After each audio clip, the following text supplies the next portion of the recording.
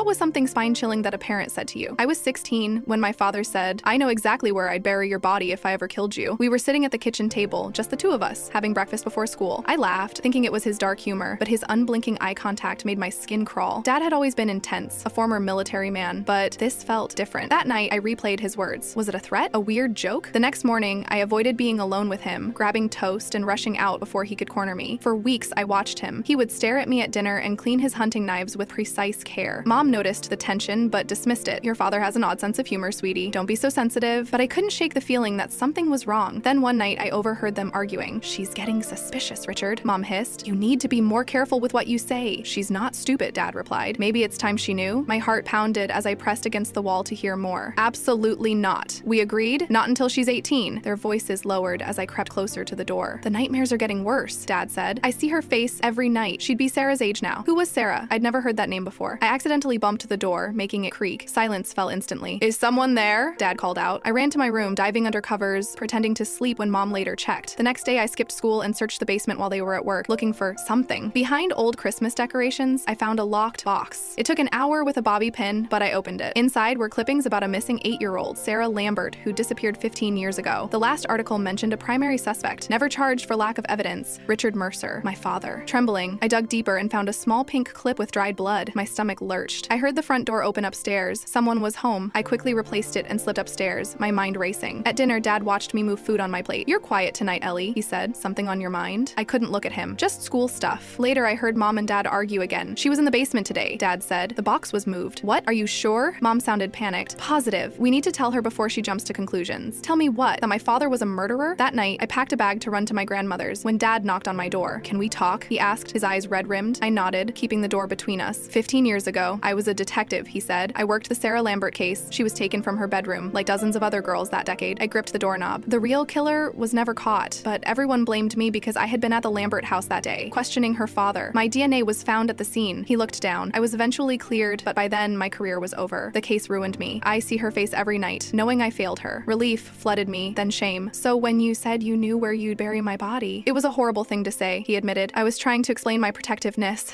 I've seen monsters hide bodies. I know their methods from hunting them, but it came out wrong." He wiped his eyes. "The basement box is my personal case file. I still work on it, seeking justice for Sarah." 2 days later, Dad showed me the full file and explained every piece of evidence. "I wanted to protect you from this darkness," he said. "Maybe understanding why I am as I am is better than fearing me." Hearing his words was spine-chilling, but not for the reason I assumed. The real horror was realizing how trauma can twist a person, distorting even their love. When he checks the locks at night or calls to confirm I arrived safely, I know it's not control. It's protection from someone who's seen humanity's worst and fears loss.